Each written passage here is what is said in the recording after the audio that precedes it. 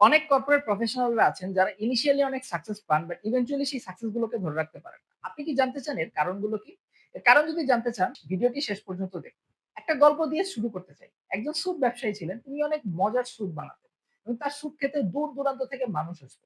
এবং একটা সময় তিনি দেখলেন তার কাস্টমার অনেক বেড়ে গেছে।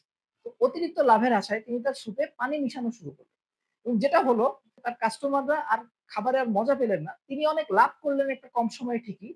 কিন্তু তার কাস্টমাররা আস্তে, আস্তে চলে যাওয়া শুরু করলো এবং তার স্যুপ ব্যবসায় আস্তে, আস্তে গুটিয়ে ফেলতে হলো।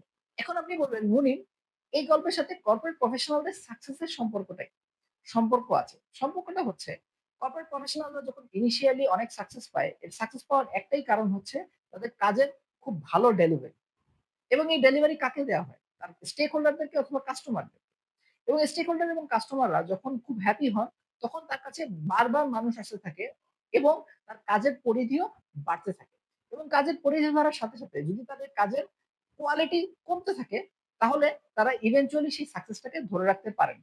সো সাকসেস ধরে রাখার জন্য সবচেয়ে বড় কাজ হচ্ছে কন্টিনিউয়াসলি নিজেদেরকে রিনিউয়াল করা বা লার্নিং করা।